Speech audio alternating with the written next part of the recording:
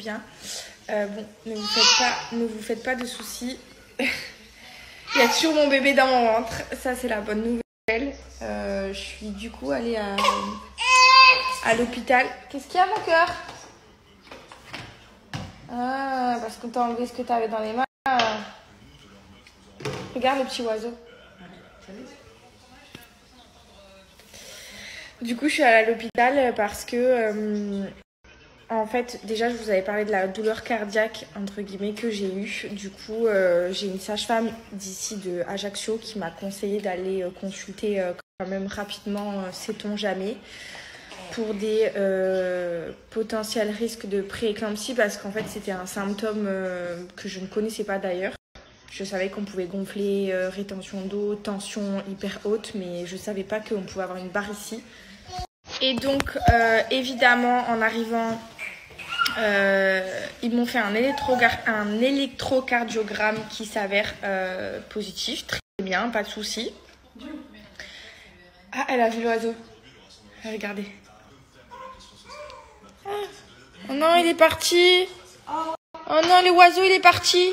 Comment il fait, l'oiseau? Piou, piou. Oh non. Écoutez. Elle le cherche. Bon, je vais y arriver à aller jusqu'à la fin.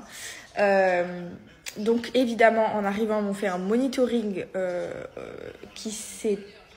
En fait, ça allait très bien, le bébé, sauf que j'avais des contractions. Combien? Toutes les 2-3 minutes. Ouais. En fait, j'étais en contraction permanente. Et c'est vrai que là, depuis une semaine, je vais pas vous mentir, je contracte absolument, quasiment tout le temps. J'ai même des contractions qui me réveillent de douleur la nuit. Donc, c'est très, très inquiétant, surtout à ce stade de grossesse, puisque je suis que bientôt dans ma 31e semaine. Donc, je suis que dans mon 7e mois. Et en plus de ça, j'ai accouché à 8 mois pour Georgia parce que justement, j'ai un utérus qui contracte et j'ai eu des très fortes contractions à 36 semaines. Donc, c'est vrai que j'ai un petit corps, je pense, qui fait que le poids, tout ça, le changement, et en plus, ça, c'est ma deuxième grossesse d'affilée, qui fait que je contracte. En plus, c'est pas que des contractions de Braxton.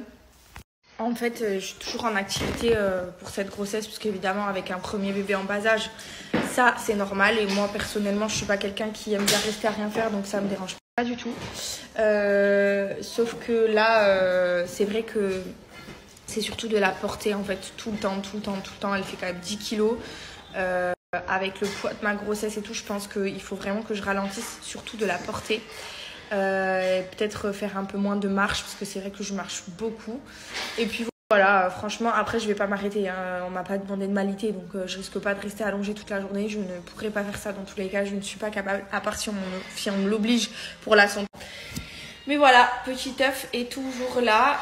Très bonne nouvelle, hein, franchement, parce que j'ai eu un peu peur quand je voyais toutes ces contractions et quand j'étais sur le lit, je commençais vraiment à avoir peur. Et heureusement, mon col, il était nickel. Donc, je suis contente.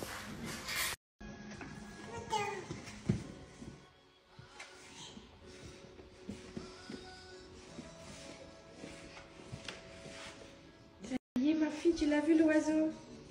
Comment il fait l'oiseau? Piou, piou. Piou, piou. C'est le piou, piou.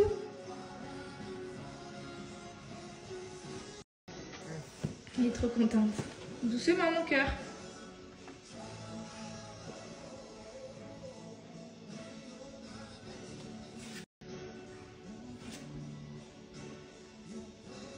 Il est parti, chérie. Il a eu peur. Attends, non, pas la plante.